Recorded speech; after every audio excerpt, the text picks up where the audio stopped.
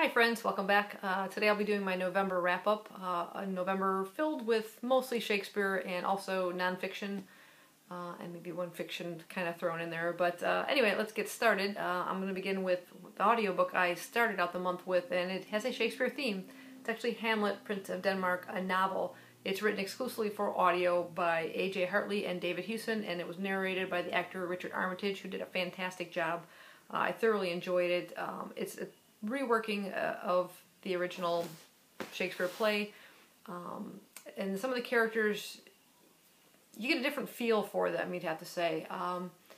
Polonius, kind of an advisor to Hamlet's uncle, who is now the new king of Denmark, he's much more wicked within this particular adaptation of it, more conniving, along with Hamlet's uncle Claudius, working behind the scenes and stuff.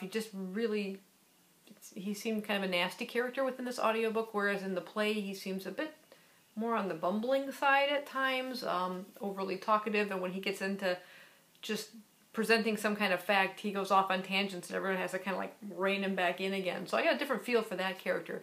But also, more importantly, for Hamlet's uncle, Claudius, who's responsible for Hamlet's father's death, but you get a sympathetic feel towards him. It kind of threw me for a loop. I wasn't expecting that, but Hamlet's father is portrayed as not a very nice character within this particular adaptation. In fact, Claudius was more of a father figure to Hamlet than his father ever was, and where Polonius and other people are kind of pushing him towards saying, you need to do away with Hamlet, he's a danger to you and your throne. He does not want to entertain any of those thoughts because he cares too deeply for Hamlet. It's like he's like a son to him. It was a really intriguing adaptation to it. I really enjoyed it. Some Shakespeare purists might find some troublesome aspects to it with like those 2 points I just kind of mentioned, but I thoroughly enjoyed it and I highly recommend it. Moving on to the rest of Shakespeare that took up a majority of the month, it brought about the conclusion of Shake 2, which was a 15-week read-along of Shakespeare plays where each week we read a new play and then discussed it on a YouTube video, our thoughts of that particular play. Here are the ones that we finished off Shake 2 with. First one was Othello, probably my least favorite of all the plays we had read. King Lear, one of my favorites. Macbeth, another favorite. And last month I also listened to an audio dramatization of this. Not a dramatization, it was an audio novel, just like this Hamlet one was. That was fantastic as well, but I really enjoyed the play. Antony and Cleopatra, it was the first time I ever read this play, or also The Tempest. Didn't care for this one all that much, but overall I just really enjoyed the experience of delving into these plays and hearing other people's thoughts. That was the best part, was watching the other booktubers do their Shake 2 videos and seeing what they thought in comparison to what I thought about the plays, and it was really a lot of fun. But I won't go into in-depth detail of these particular plays. I'm going to put links down below to my discussion videos that I posted already on my channel, and you can go ahead and check those out. Moving on to the nonfiction part of Nonfiction November, I didn't quite get to as many books as I would have liked. Really, it's only 3 within the nonfiction genre, just because Shake 2 took up a lot of time, and just getting those videos, processed and stuff as well. So one of the ones I did read was No Way Down. This is Life and Death on K2, written by Graham Bowley. He is a journalist who set out to write about the 2008 expedition season of K2. And if you don't know, K2 is like the second highest mountain, just below Everest. But it's also one of the more challenging because of the angle of ascent and some of the other aspects to the mountain. It makes it just almost even sometimes more dangerous than Everest. And during this particular expedition season of 2008, 11 climbers lost their lives and 2 were severely injured. What he comes to do in putting this book together is thorough investigation and interviews with surviving members of the climbing expeditions from all these various different teams. They weren't all one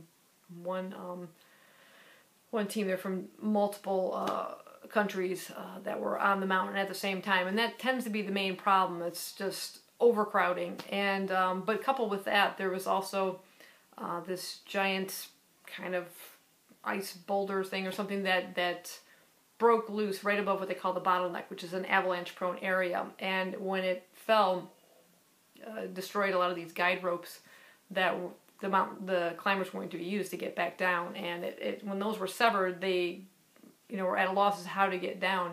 Some were swept off the mountain, and a lot of just errors that seemed to happen, and people just striving so hard to reach the top, sometimes without thinking clearly, sometimes oxygen deprivation. Who knows, a combination of all sorts of factors took place on this particular year, and due to that, many people lost their lives trying to reach the summit at too late of an hour, coming back down, having this incident happen. Just disaster was in the making. But it's a riveting kind of experience when you read these types of books, and I have read many of them. I just find them absolutely fascinating. I don't know particularly why. I myself am not too thrilled with heights, never been mountain climbing, but they just put you in there, and this one kind of got gruesome, and sometimes the depictions of what some of the climbers would come across when they'd find a body of someone who was just recently killed from whatever incident took place at that moment, including finding the eyeball of somebody. That just sent chills down my spine. It was pretty gruesome. But it was very well written, and yeah, if you're into kind of that armchair adventure type thing, it was well worth reading. Moving on, I finally finished De Profundis by Oscar Wilde. This is described as a love letter, one of the greatest and longest ever written. Just one gigantic letter written to Lord Alfred Douglas, who he names Bossy.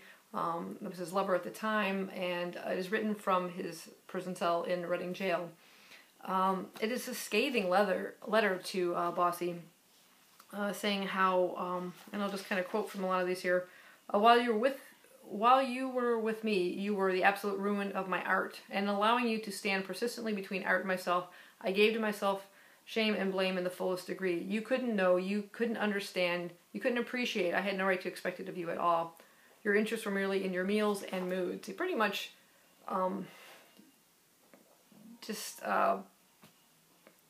he takes advantage, I think, of Wilde's nature, expecting Wilde to pay off his debts and treating him to the most lavish meals and restaurants and everything. And every time he tries to like distance himself from Bossy, it's like to do some kind of writing, he just shows up unannounced, and everything just comes to a crashing halt. He literally writes nothing from the time they are together, other than when he's in jail and he's writing this particular scathing letter. He describes how he's like a pawn. Wilde's a pawn between the feud that Bossy has between his father and himself, and they both sort of use Wilde for their own nature. I think Bossy's father, he uses this whole situation to kind of make him look like a martyr. Like, look what my son is going through this because of this man, and he gets attention of this. And also, in terms of Bossy's mother, too, he mentions how she would write to him. And it says,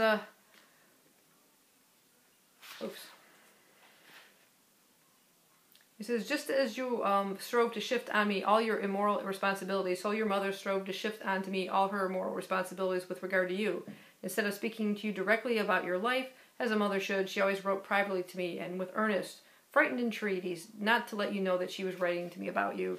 She had warned Wilde about his spendthrift nature and things, but instead of talking to her own son about this, she kind of put Wilde in a difficult situation, But it's, as scathing as it is at times, it's also, he mentions, at the end of all this, I have got to forgive you. I've got to find it in my heart.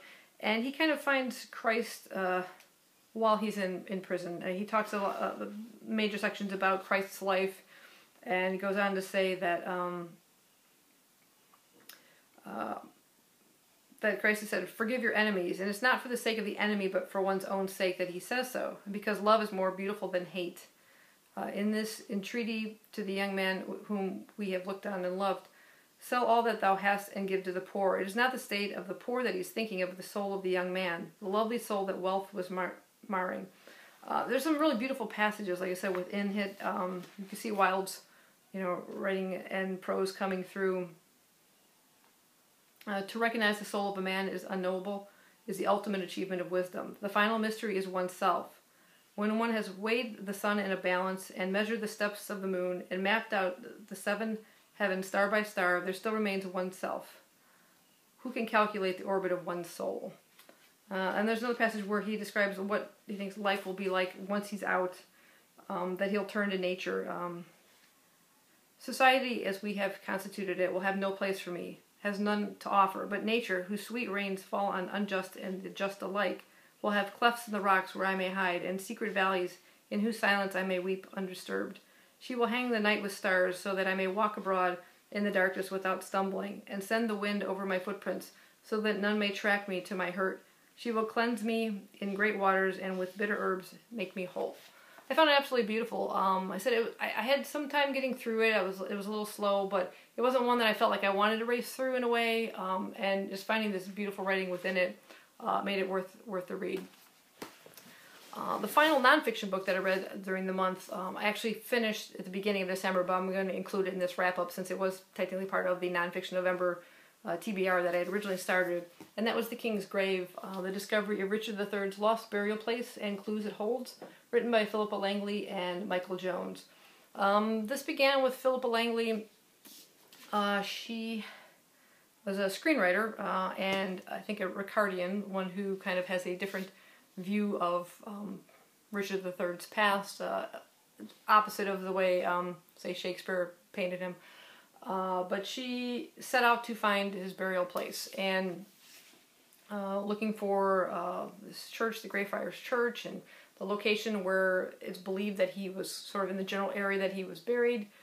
And one day she's kind of like walking around in this area, she walks across to this parking lot, it's in Leicester, and she gets this feeling that she's kind of standing over this one particular spot in the parking lot, which has this R just randomly on the pavement. And she just gets the strongest feeling that he is buried beneath that point.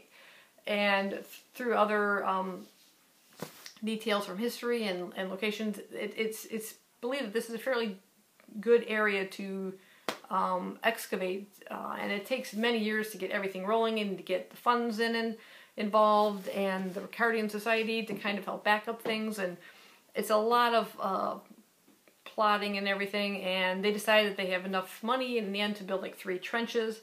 And the very first trench that happens to go right across the R on one of the first few digs comes across some leg bones.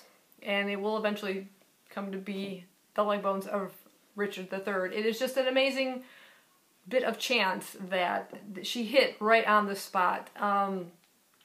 The book is written where, like, kind of alternating chapters. You get, like, the contemporary, the dig and everything, and all the challenges involved, and organizing, and bit by bit the discovery, and all the things that they find in the area. And then the alternating chapters are, like, Richard's background and how history portrayed him, and what they know, and what they come to learn. And it was just really fascinating. I found it very, very interesting. I also ended up watching a YouTube documentary of the dig. And I have to say, the way Philippa Langley is kind of portrayed in there is just like overly emotional, and it doesn't portray her in a very good light. It's kind of bizarre how to phrase it, but you see all the research and all the hard work that goes involved in bringing this whole thing about within the pages of the book, as opposed to the way it's kind of put out there on the documentary. It's interesting to see it visually. The way they put the bones back together, because they find, an intact skeleton, and what it reveals about the skeleton with regards to the curvature of Richard III's back, kind of not what they expected. They were hoping that all that was just maybe a portrayal of, Shakespeare at the time, or Thomas More, who also wrote about Richard III in a biography, being part of that Tudor time, that they painted a bad light on Richard. But when you see it, his physical skeleton revealing that he had such a curvature, was he humpback? We come to learn it's more like just severe scoliosis. But it was really intriguing watching them excavate the bones and the recreation of his face, and it gave more of a person behind just these random facts that we have from history. And I found it absolutely fascinating. I recommend the book probably more so than the documentary, but in conjunction with the two, I found it really intriguing. And overall, I thoroughly enjoyed the book. The last book I read was more of an audiobook for the month of November. And it wasn't really nonfiction, but it was still kind of in this time frame of more Tudor history. This is Bring Up the Bodies by Hilary Mantel.